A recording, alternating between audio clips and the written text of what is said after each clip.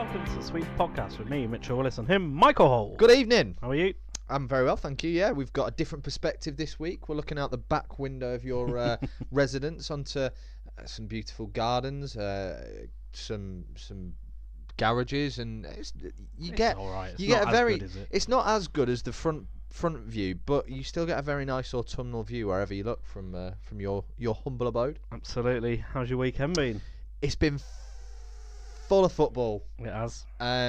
Friday night I watched a little bit of the Sheffield United Sheffield Wednesday game, which we'll obviously come on to later in the Championship roundup. That was crap. Saturday I watched 90 minutes of Dross from St Mary's, which we'll look forward to discussing in the second half. And on Sunday, you and I, with a couple of our pals and my parents, went to Nethermore, didn't we? Not as chaperones, though. No. We are old enough to go on our own to football. We had a great time at Guiseley, and I think most of you will be aware of the result there. And it was brilliant. It almost made up for what happened on Saturday. What about you? Yeah, very similar, really. Just a lot of football watching, and looking forward to this as well. We've got a bumper edition with the Manchester Derby, of course. Two Merseyside teams faring differently, having a big impact as well.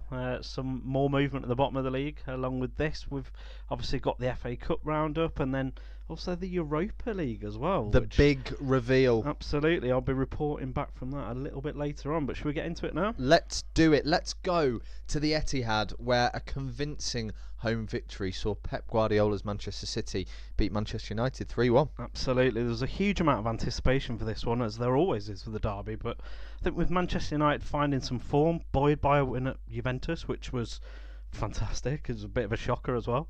I think they would have fancied their chances to pick something up in this one. However, when you've got a purring Manchester City in your way, you are well and truly up against it. And they didn't give Manchester United any time to settle, did they? They came flying out the traps. They had so much of the ball and basically just took advantage of the fact that they were able to pass the ball around nicely. There was a stat kicking around that I think it was within the first 5 minutes, City put together something like 95 passes and Manchester United put together 5, and that just set the tempo for the whole game.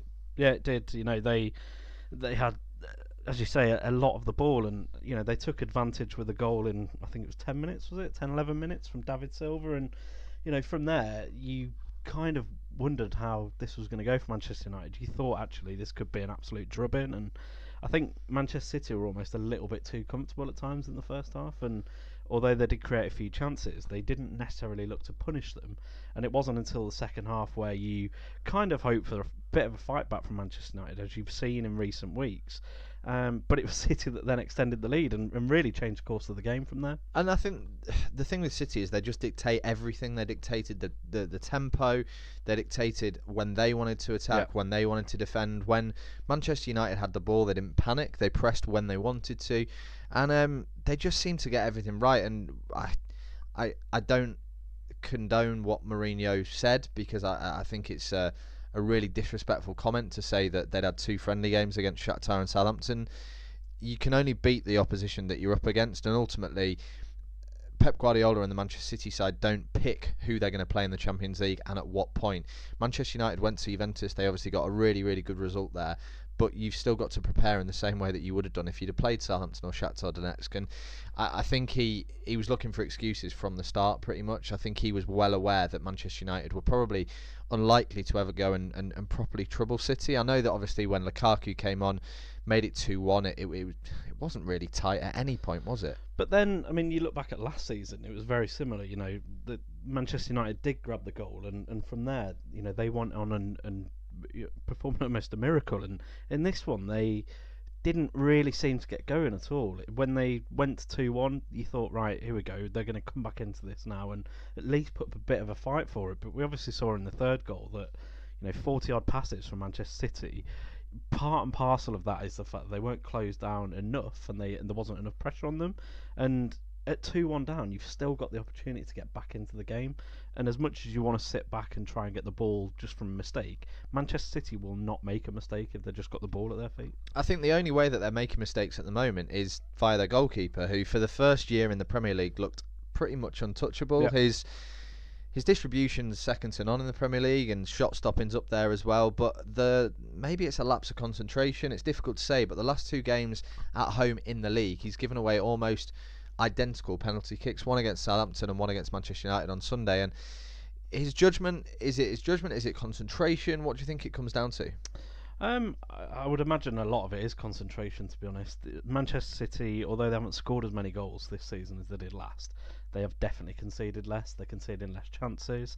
They tend to play a lot higher up the pitch as well than most teams. So naturally, Ederson's probably got 30 yards between him and the defender for 80 minutes of the game probably. So I'd imagine it is difficult to keep your focus because there's only so much they can pass back to him. There's only so many chances there's going to be that will be created in and around the box. So ultimately, how would you regain your concentration every single time? And it's probably no surprise that the 2 penalties came from his mistakes over the last 2 weeks. And I think ultimately Manchester City do have enough quality to kind of bail him out every week anyway. So if that was the case, he could probably concede a penalty in every game. And I think when you look at it at the end of the season, it probably wouldn't make a huge amount of difference. Yeah, I think that's the argument at the moment, is that it doesn't really make any difference to the results. The bearing is very little in terms of the overall outcome. And I think as a Manchester City fan, it obviously you never want to see it happen, but maybe it makes the games a little bit more exciting to watch from a neutral perspective,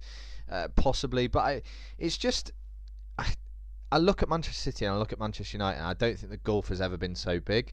You look at the style of football, Manchester United like to be very direct. They like to go long, and as soon as Lukaku came on, they almost gained momentum but lost any ability to play football the right way. And Manchester City are obviously the complete opposite. You look at the points differential between the 2 teams, it's 12 points difference after 12 games. Now, I get it's unlikely to continue like that for the rest of the season, but if it did, that would be nearly a 40-point gap between the 2 teams, and it's just mind-boggling to think how poles apart they are. And what's worse with that is that Manchester United will quite possibly still qualify for a European competition. They could be 40 points behind and still qualify for a competition, which is absolute madness, really. But I mean, you only have to look at them at the moment, and they have a -1 goal difference, which is just so poor for a team of their quality.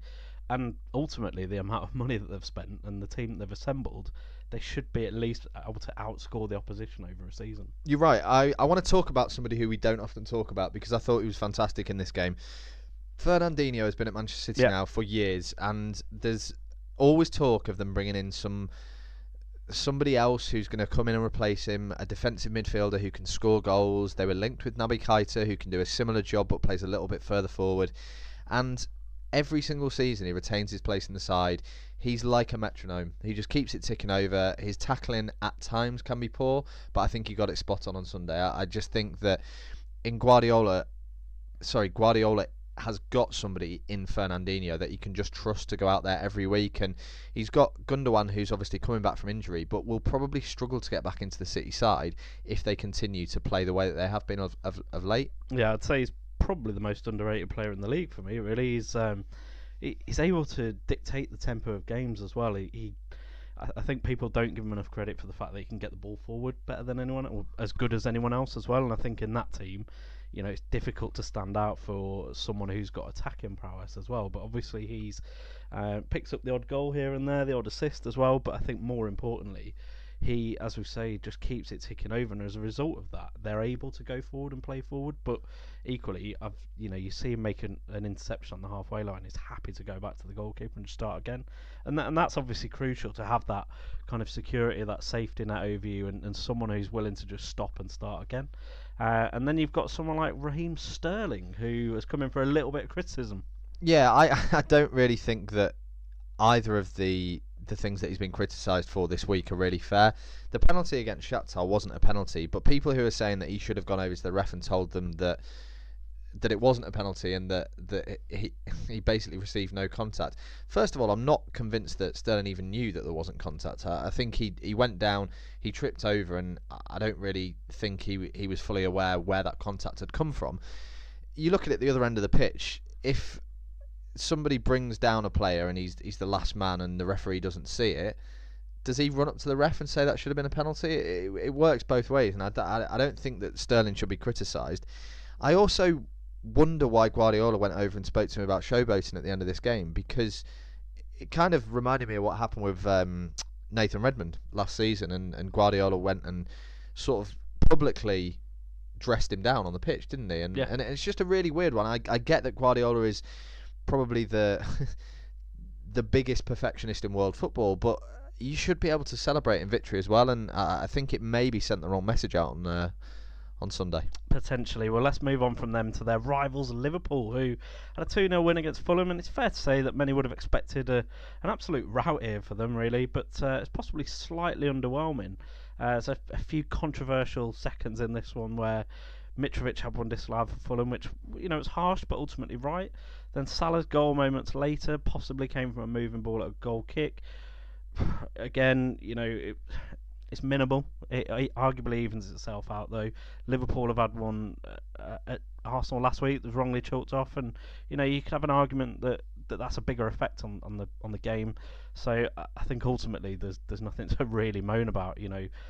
If Fulham score a goal, no disrespect to them, they possibly still would have lost anyway. I think the issue with scoring at Anfield is that straight away you sit 10 yards further back and you invite Liverpool onto you. And I know that Liverpool need space to play the type of football that Klopp wants them to, but they're so adaptable. They're unique in the style that they possess at home. Really, they can go direct when they need to. They can press the ball. They're quite happy to keep possession. It basically just depends who they're playing, and I think that manner of football that Klopp's developed under them will always see them do better than the majority of the teams that go there. That said, though, it doesn't quite click for Liverpool like it does for say Manchester City. It's an easy enough comparison. They generally have a lot of the ball, and they've got a clinical front three as well, as clinical as Manchester City on their day, but they're not quite blowing away teams like possibly they were last year, and obviously like Manchester City are. And is there a reason for that? Well, I think it's a combination. I think you look at the goals that Firmino was scoring last season, and he's on a pretty barren patch so far. I think Klopp won't take him out of the side because he knows how well he interchanges with the other two, and I think that also the pressure is now on the three of them rather than just on Salah. I think that last season Salah was pretty much scoring every game, and as a result people were focusing on him. I think now he's not had a terrible start to the season, but obviously he's not been able to replicate what he did last year, and that will be one of the reasons that naturally they're not scoring as many goals, because confidence isn't as high as it potentially was at times last year. But at the end of the day, the league title won't come down to goal difference, and if Liverpool win week in, week out and continue to push City in the way that they are at the moment, then Klopp won't care if they're winning 1-0 or 6-0.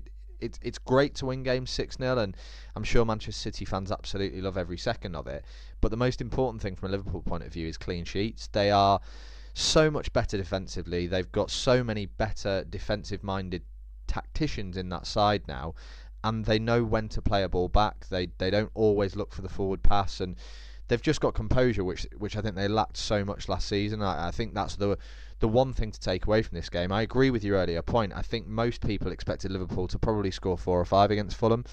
It doesn't matter if you win in those games. No, you're right. Look at what happened to them midweek as well. It was important that they bounced back. It was a really poor result over in Belgrade, and a result that I don't think anyone saw coming. So the fact that they were able to get back on track will please Klopp. What Liverpool don't want to do is get on a run of dropping points. If they're able to stay within those top 2 positions in the Champions League group and go unbeaten in the Premier League for a little bit longer, then the confidence that should help the team with should set them in good stead for the second half of the season. Well, that's it. They're 12 unbeaten, whereas this stage last season they were 8 points worse off as well. So there's huge improvements that have been done at Liverpool, and we shall see at the end of the season how that's paid off. But Fulham probably unlucky not to get some joy here. A few good chances, didn't quite get the rub of the green, but a big international break ahead. Will it just click for them eventually? I think we spoke about this over the weekend together, didn't we? We did, and I'm still of the opinion that they're not going to finish in the bottom 3. Yeah. I kind of have to cling to it because I've said it so many times now, but at some stage something will go right for that team, and you would imagine that the international break is a perfect opportunity. The issue that they've got is by bringing all the players that they did in over the summer, most of them are internationals, so naturally they will be going away this week, and therefore does Jukanovic work with the players that he's got in positions that they might not play in the next league game, or does he just work tactically with the players that he knows are going to slot back in? It's such a difficult one because as a Fulham fan, you had such high expectations this season. You really wanted your team to do well, and they're flattered to deceive so far.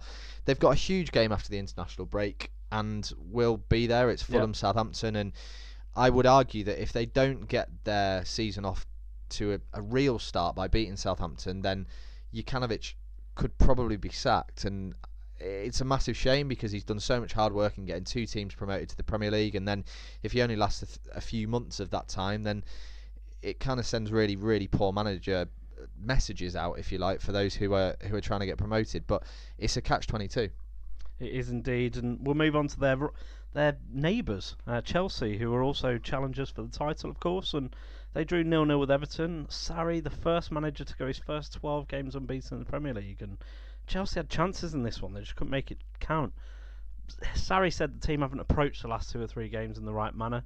A disappointing result in the Europa League. They didn't look great last weekend despite the win, and I think for them, they need to just keep going. They need to keep ticking over because I don't think they've got the same amount of quality as Liverpool and Manchester City. So for them, it's all about remaining unbeaten, keeping some level of consistency, and trying to get the likes of Hazard, Morata into the games as much as possible, get them firing, and hopefully for them, for their sake, they can kind of get through a difficult period and still be up there challenging. I think the most important thing from a Chelsea point of view is that they don't lose ground on the top 2. Every week that they go into their fixture, if they know that by winning they could go top even for a couple of hours, or if they're able to go level with Manchester City or Liverpool, then I think that will breed more confidence within that team.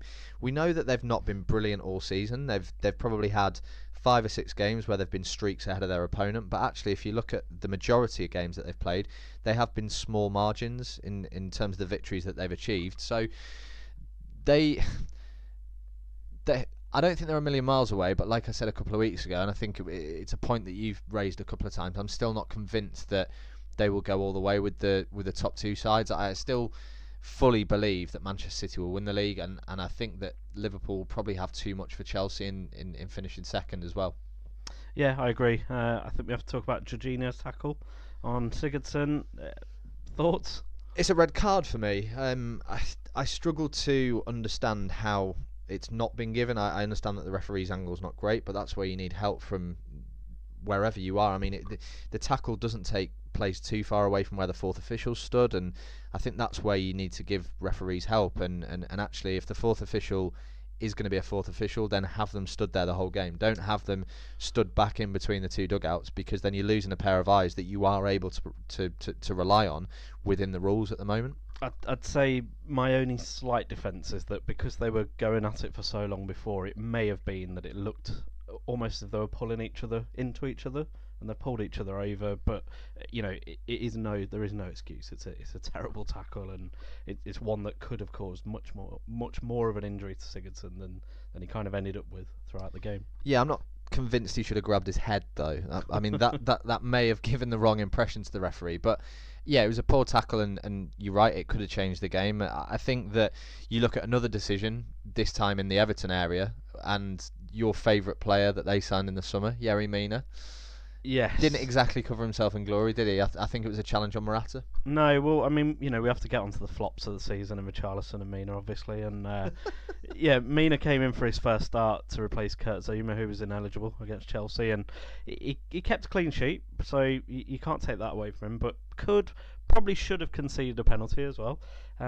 Conceded a number of chances, and he's been given the runaround by Morata too. So we'll see whether he keeps his place next week when Zuma's back. But yeah, that penalty decision that wasn't given, I would say, is a penalty any other day of the week. I'm sure Jordan Pickford would have saved it anyway, and he had another good game, didn't he? He's really come on as a goalkeeper. He seems to be making less mistakes, and having a decent back four in front of you will naturally help that. I think that Everton are really starting to bring the players that they signed in the summer into the side now, and to be able to go to Chelsea, to be able to keep a clean sheet will do massive amounts for that side, because defensively they've looked so frail over the last few seasons, and if they're able to build on that with the goals that they've had so far, then they should be looking 7th place, 8th, that sort of area. And we need to mention Richarlison. I know that you've just touched on him very very sharply there.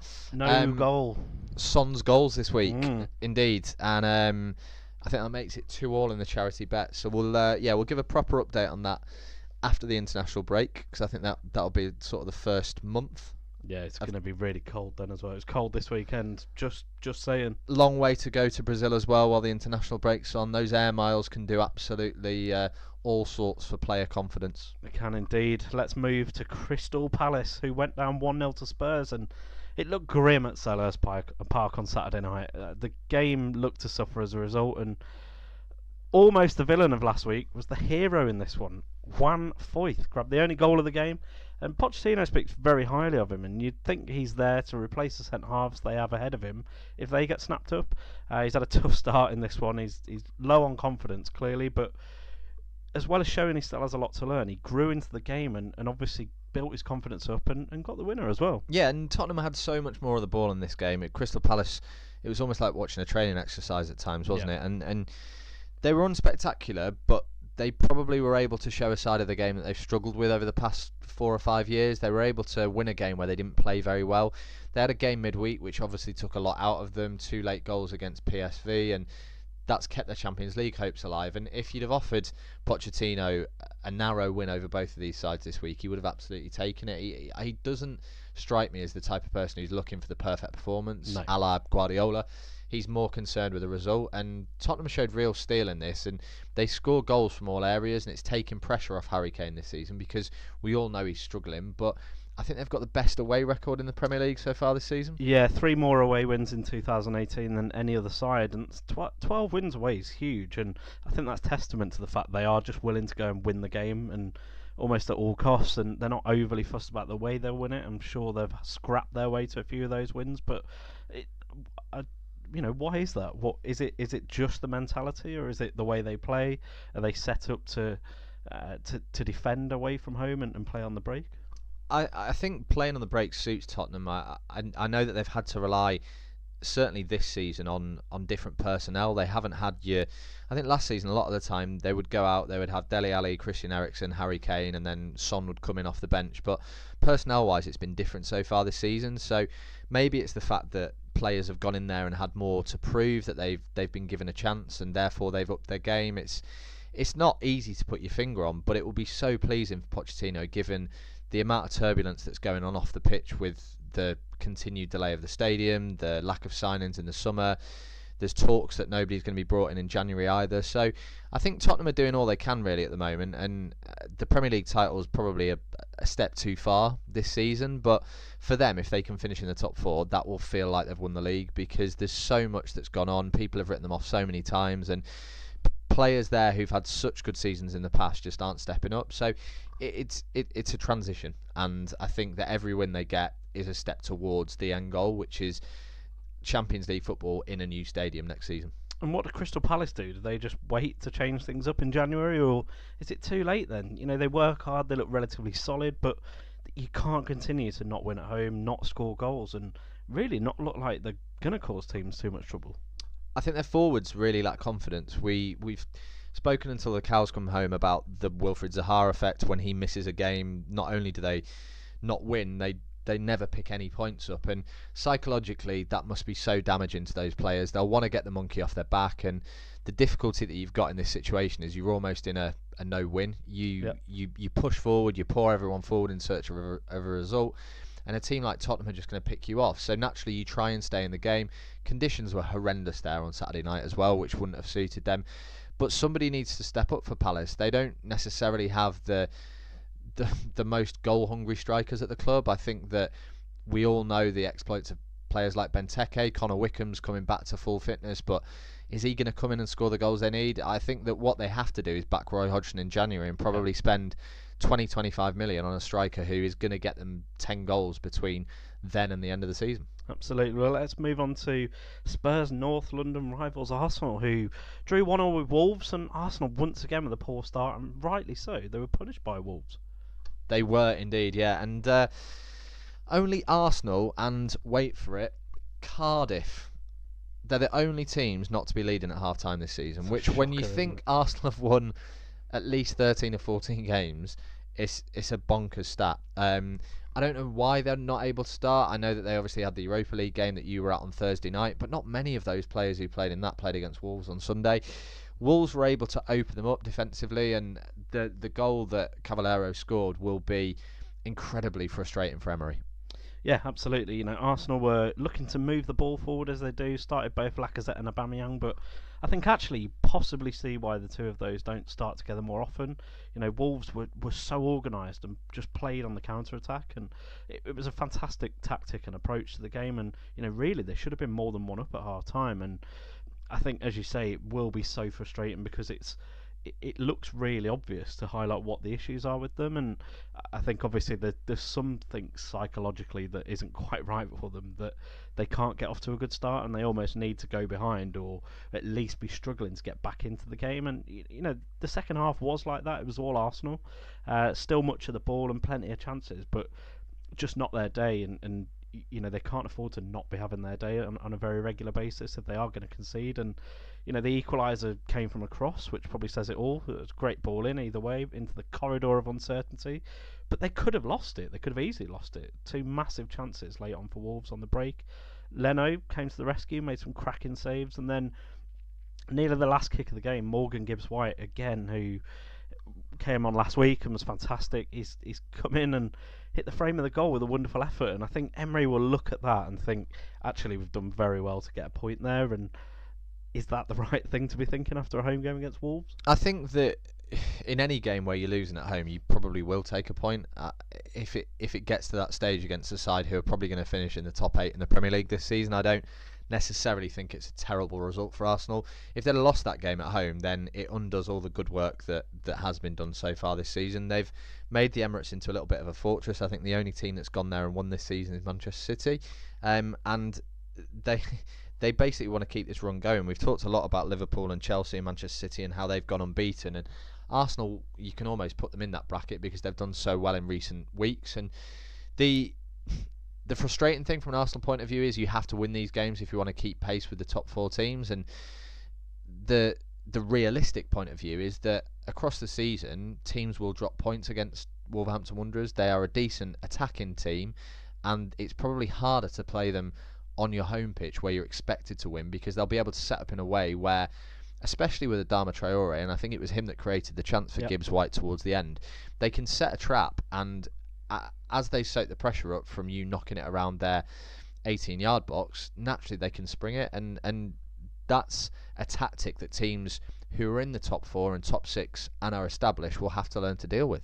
That is all for part 1. Join us after this short break where we will take our trip to the Championship. Listen to how excited he is. Should have gone to Specsavers, Charlie, because I tell you what, he's not offside. Well, he's absolutely bang in line, not offside. Well, maybe you should go also then, Jeff, because you couldn't see driving home the other night because you don't even wear your glasses in TV in case you get slagged off. So you just stick to Specsavers and I'll do the game. Welcome back to part 2, and we are taking that trip to the Championship. And what a weekend we had in the Championship, with a weekend that started with a Steel City derby that really failed to deliver, with a 0-0 on Friday night. However, Saturday well and truly exploded. One of the results of the day was Villa winning away at Derby with a 3-0 victory. Goals from John McGinn, Tammy Abraham. John who? John McGinniester, sorry. Thank you. Tammy Abraham, and another belting free kick from Conor Hourihane saw the revival under Dean Smith continue. And Villa, arguably the better side throughout. They've moved up to 11th, sit just 4 points from the playoffs, with a home game next to look forward to against Birmingham City in the second City derby. And they also leapfrogged Birmingham on goal difference as well. And this was down to Birmingham failing to take advantage of a 2-0 half-time lead against Hull at St Andrews. Hull actually went 3-2 up in this one, but Shea Adams completed his hat-trick late on to rescue a point. And at the top of the league, Norwich continued their impressive form with a 4-3 win over Millwall at Carrow Road. They went into injury time 3-2 down as well, ended up scoring 2 goals in 7 injury time minutes to take 3 points, and then another side that scored 4 goals were West Brom, who emphatically trounced Leeds United at the Hawthorns. It was 4-1, and the only one for Leeds was an injury time consolation. And said last week about West Brom, they seem to have one really good game, one really bad game, and they don't get much better than a 4-1 win against Leeds. And then you've also got wins in the top half for Swansea and QPR and Middlesbrough, who, after 3 successive draws, beat Wigan 2-0 to move into second place. And then Ipswich Town. Paul Lambert's Ipswich Town remain rock bottom despite their second draw under him. They're 5 points adrift on 11 points, behind 4 teams on 16 points. They really need to get cracking if they want to survive and ensure they don't regret getting rid of big old Mick McCarthy after last season. And that was kind of where the Football League finished for this weekend, wasn't it? Because as we mentioned earlier, it was FA Cup first round proper weekend. And as we said at the start of the show, we had a fantastic day over at Guiseley. And we started our road to the FA Cup feature. And, I mean, Guiseley, what an absolutely beautiful place. It's for those of you that don't know, it's a small suburb on the outskirts of Leeds. So I think it was about 25 minutes in the car for us on Sunday. And they took on League 2 Cambridge United, and what a game it was. 4-3. However, that definitely doesn't tell the full story. Guiseley took the lead from arguably one of the goals of the round from Will Hatfield, and then Cliff Moyo doubled the lead from a looping cross that he will be claiming was a shot. But I think you probably have to blame David Ford for this. Ex-international goalkeeper David Ford. Big David Ford. He's put a few pounds on of late, hasn't he? And it was 4-0 to Guiseley after 65 minutes, and you kind of just wondered how many they were going to be able to rack up against their Football League opponents. But then the worry started to creep in. What looked like a consolation goal, I guess, you'd imagine, after 65 minutes. I think we all thought that Guiseley would just close the game out, but then Cambridge got it back to 4-3, and I think there was 1.5 minutes of stoppage time left, and it was so nervy, wasn't it? I mean, the people around us were so worried about the potential of letting a 4-goal lead slip, but the Lions of Guiseley held on to record a famous victory, and they started off in the second qualifying round, Guiseley, didn't they? Yeah, 4-0 away win at Staveley Miners' welfare. And then they were taken to a replay to beat Cleethorpes Town before qualifying for the first round with a 3-1 win at Stourbridge before they took on Cambridge United, sealing that place in the second round proper for the second time in their history. And I think that we need to talk a little bit about Guiseley, the ground, the atmosphere, and pies and beers were consumed as well, weren't they? Yeah, it was lovely. I had a lovely old time myself. Can I get your pie rating on a scale of 1 to 5 pies? What would you give that out of 5? I would give that 4.1 pies. 4.1 pies out of 5. Meat and potato, standard? Yeah, meat and potato, decent. And they had a pea option as well, pie and peas option, which is rare, but northern. Yeah, well, I was going to say, if you're in Guiseley, if you're in and around Leeds, then peas is probably the one thing that you would expect on the side of your pie. And as a result of that victory on Sunday, Guiseley have set up a mouth-watering tie with the bad man of League One, Joey Barton's Fleetwood Town, coming all the way to Yorkshire for that game. And fingers crossed we're going to be there. And from Nethermore Park in Guiseley to the Emirates Stadium in London. This is where I was on Thursday night to see our European team we're following this season up close and personal. And we've gone for Sporting Lisbon, who travelled from Portugal to face Arsenal in the Europa League. And it was one of the worst games of football I have ever been to. Yeah, I mean, goals-wise, I think I probably need to take some of the responsibility for this, given the fact that in the last week I've been to 2 football matches and seen 14 goals. You were probably always destined to struggle on Thursday, so apologies for that. Yeah, cheers. It was dreadful. It was a 0-0 ball draw. Sporting looked content to get a point. Arsenal couldn't really get into it with a half-strength side. And horrendous injury to Danny Welbeck knocked the stuffing out of some of those players. But great experience nonetheless. It was a real good opportunity to see Sporting play.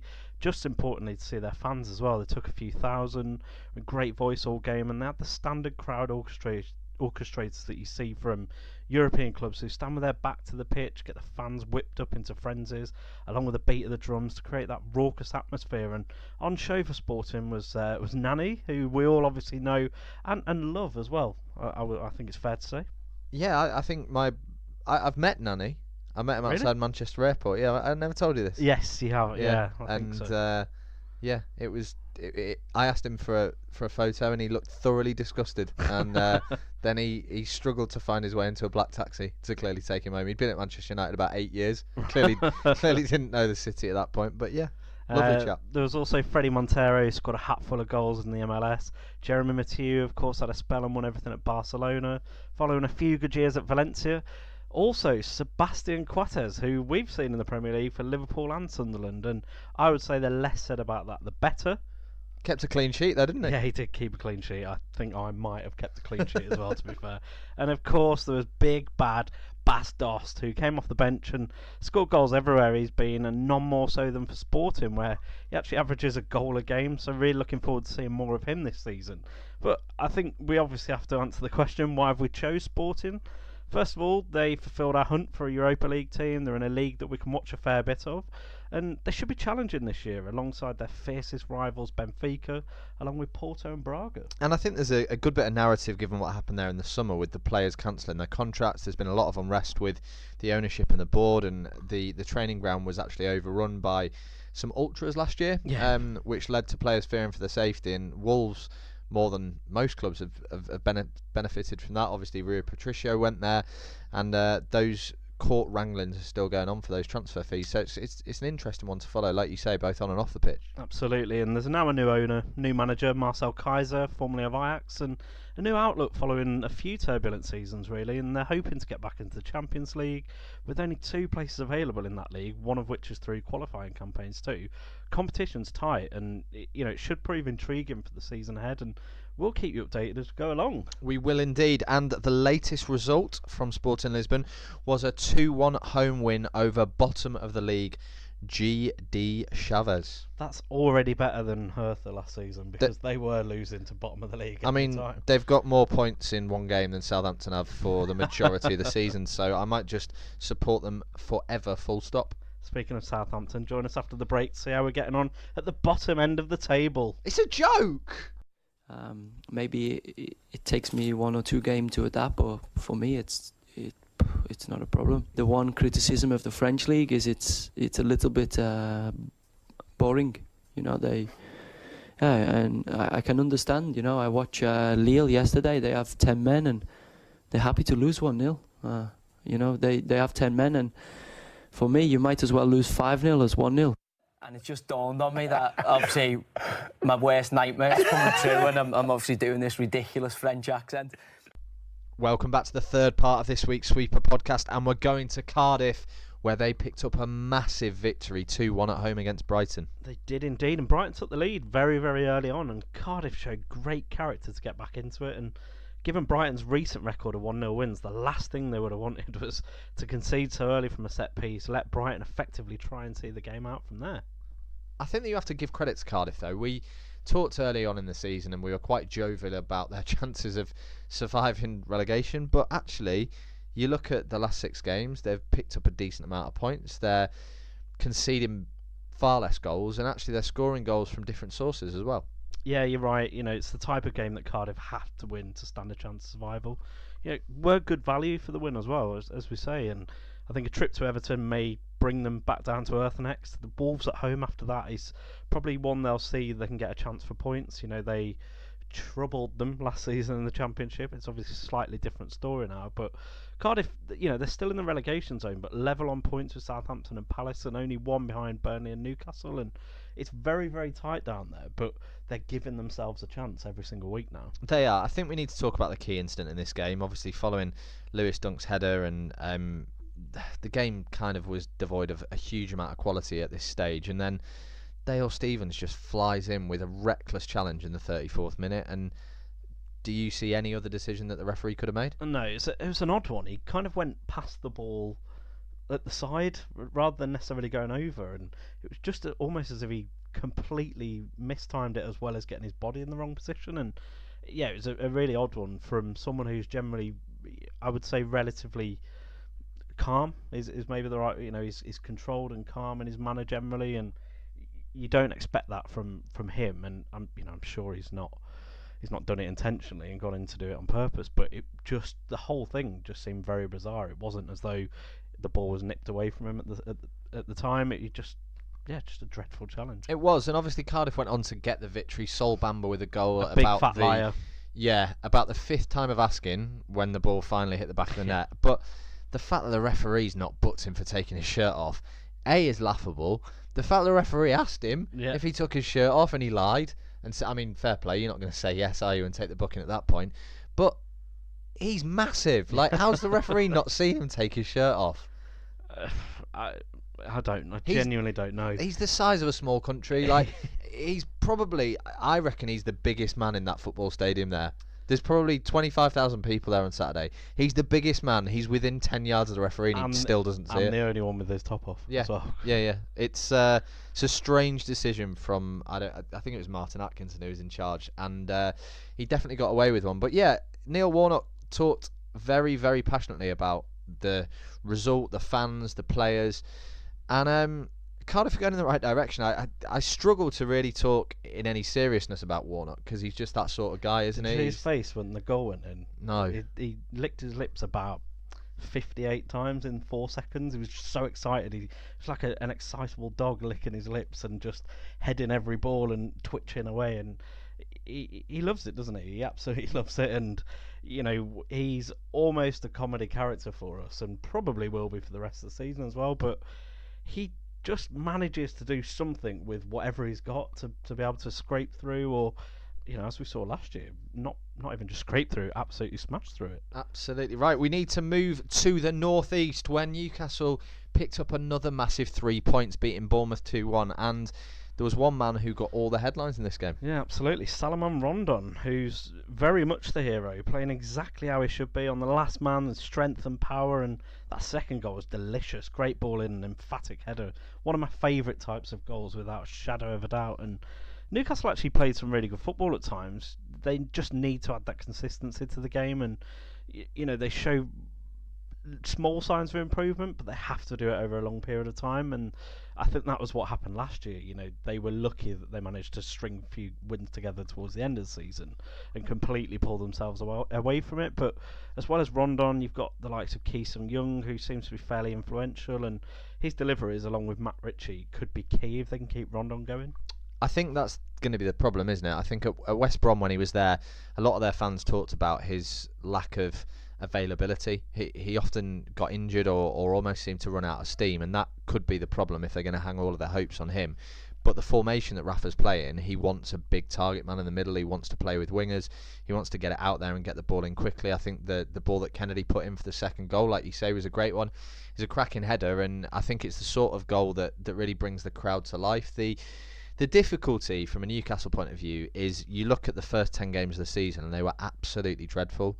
It's taken them until the 11th game to win, and then they've won 2 games relatively comfortably. I know that Bournemouth sort of came on strong in the second half and they did have chances, and the game against Watford, yes, you would argue that Watford were probably the better side in that, but defensively Newcastle look alright. They don't look like a terrible team, and that would be the most frustrating part of it. Why can you put 2 results together when the first 10 you pick up 2 points? And that would be my continuing worry for Newcastle, is if they're capable of going 10 games without a win, then could that happen again, and could they find themselves in trouble when they start playing better sides? We'll see next time out, because it's a massive game against Burnley as well, and a win there effectively, you know, does turn the season round. 3 wins in 3, pulling away from the chasing pack and looking up rather than down. And I think crucial for Newcastle, and you saw it at the weekend, was the atmosphere.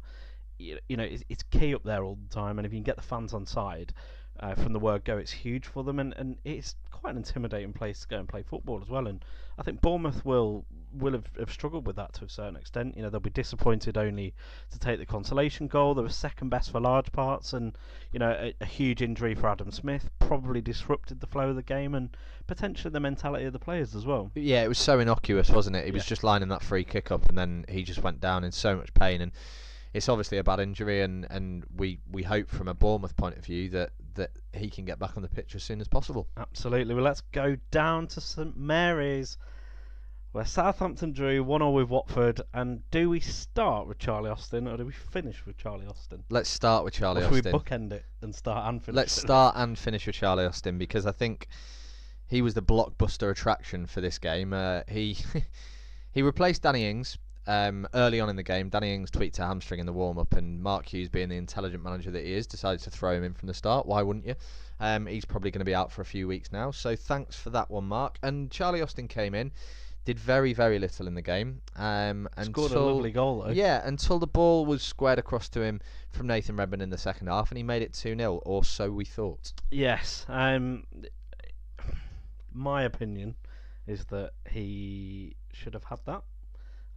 Yoshida was there, and that's all I'll say. He didn't do anything other than just be there. Yeah. And it's one of those things. Unfortunately, it's a very bad decision. It does go against you, but I think there's another decision that has been massively overlooked by certainly Charlie Austin. That's for sure. Yeah, I've heard quite a few people talk about this. How supposedly Mark Hughes and Charlie Austin should have come out and said, well, Watford should have had a penalty as well. When was the last time that you heard any player or manager support a refereeing decision against their team? Yeah. It just doesn't happen. So I agree with you. Watford should have had a penalty. Ryan Bertrand should have been sent off because he was already on a yellow card, and that would have naturally changed the game as well. But that doesn't take anything away from the fact that the referee had missed that, so he's got that one wrong. The fact that he then gets the Austin goal decision wrong doesn't therefore make it right. I think that you have to be judged individually, and if you're making two high-profile errors in a game like that, then you don't really deserve to be refereeing at that standard. It's a pretty harsh way of looking at it, but Simon Cooper's recently come up from the Championship. There were a lot of fans of Championship clubs on social media over the weekend saying how poor he'd been at their clubs and how they couldn't believe that he was in the Premier League. They thought that he'd actually been relegated from the Championship and was doing League One games now. And I agree with Charlie Austin. I think that Southampton as a club over the last season or so have been punished quite heavily in these situations. You look at what happened at Watford last season where Decore handballs it in and that robs us of 3 points. You look at this one again and there's Was Burnley away last season? The ref got in the way or something? that one went for us, yeah. But I mean, I say that one went for, then, isn't it? but I think with that, that's just that's not a refereeing mistake. Yeah, that's something where you put yourself there and somebody kicks the ball at you.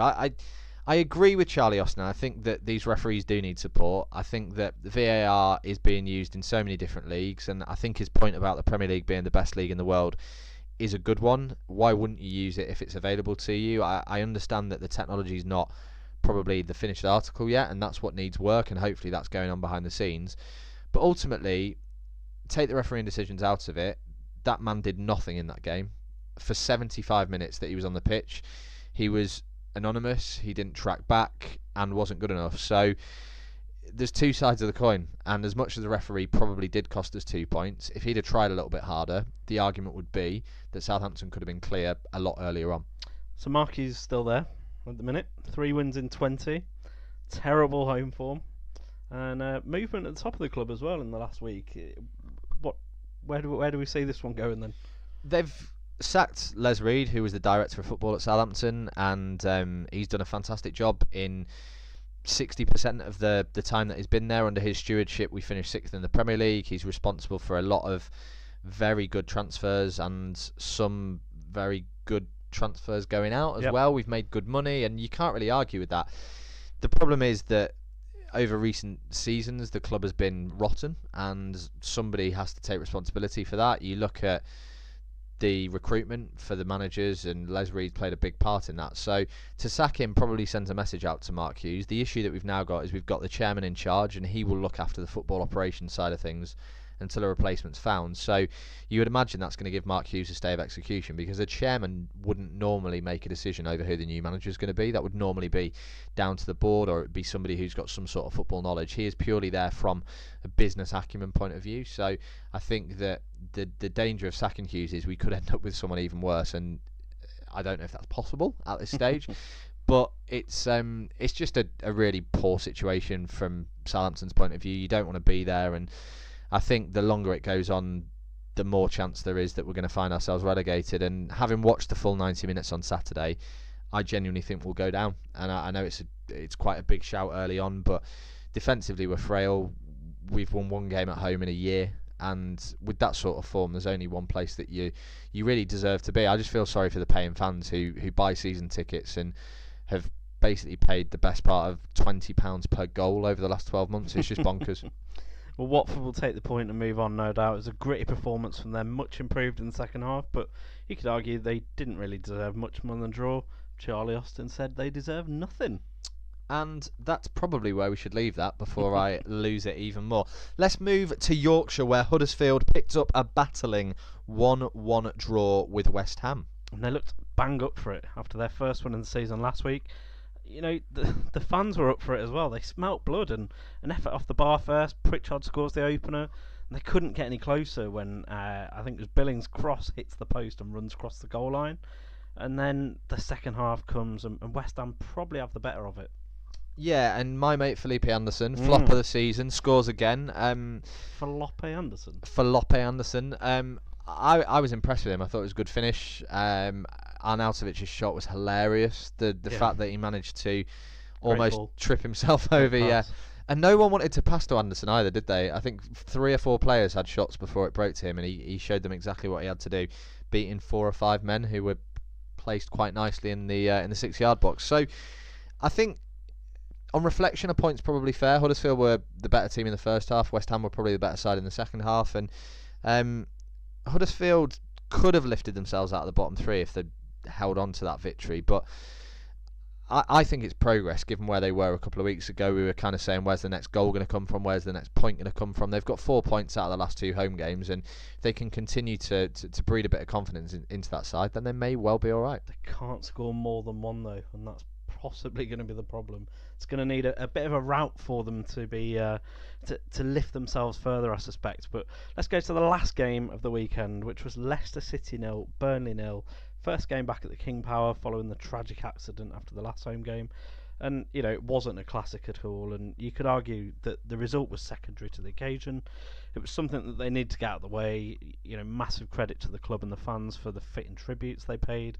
Burnley fans also played their parts in the tributes too, it must be said, and you know, Leicester will be drained, and this international break will be much welcomed.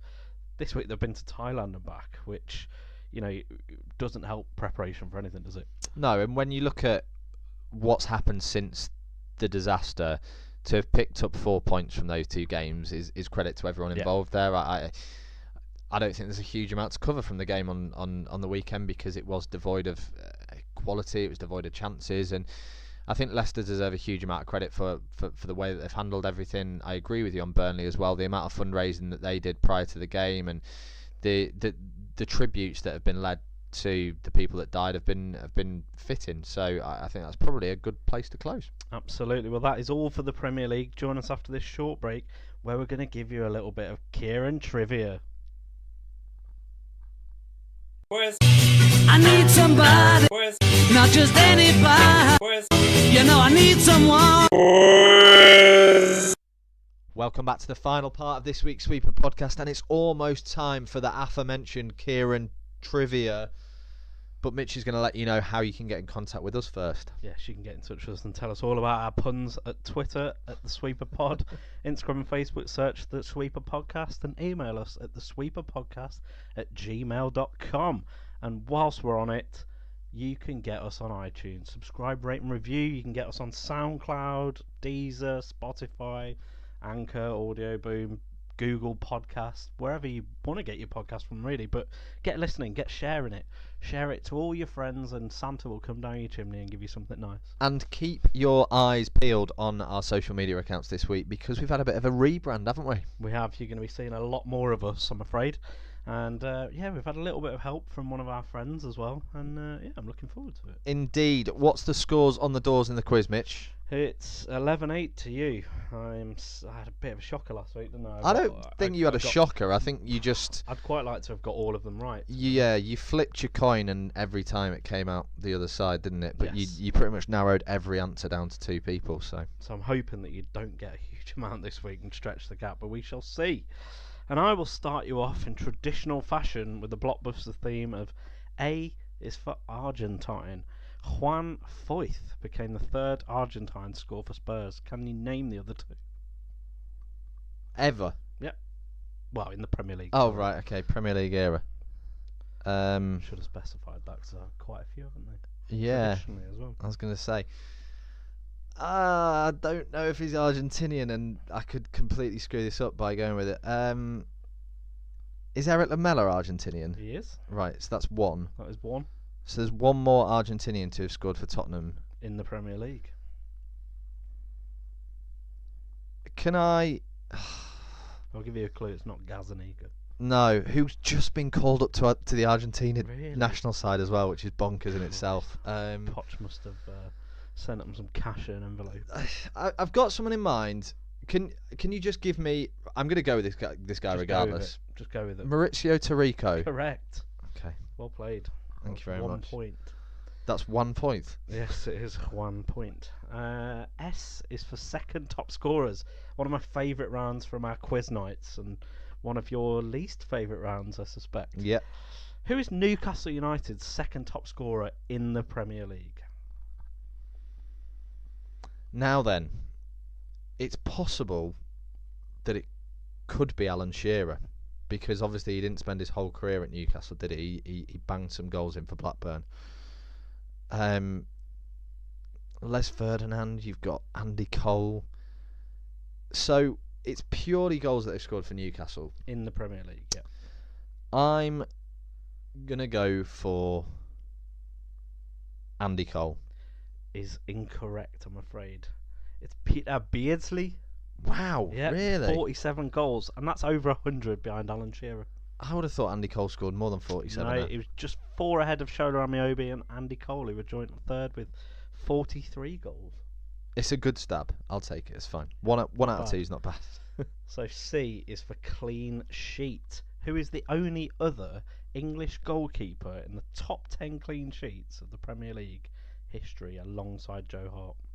Do you want that again? Yeah. So in the top 10 clean sheets record history of the Premier League, there's 2 English goalkeepers. Joe Hart's one. Who's the other?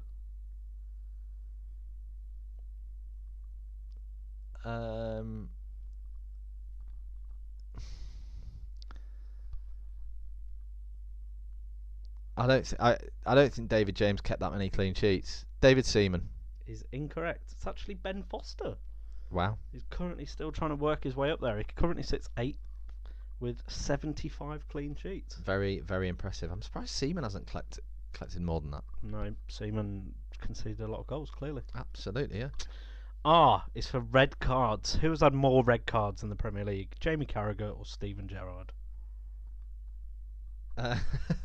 It's just a shootout, It's a isn't 50-50. it? It's a 50-50. It's the weekly 50-50. Surely it's got to be Jamie Carragher, but you don't know. Gerrard had that streak about him, didn't he? Steven Gerrard. You bastard. Yes, it is. By a long shot as well. He had 6 and Carragher only had 2. Loved a booking though, didn't he? Yeah, he did love a booking and an own goal.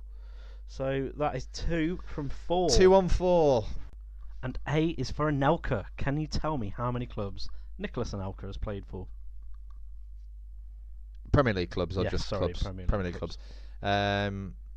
Arsenal, Liverpool, Bolton, Manchester City.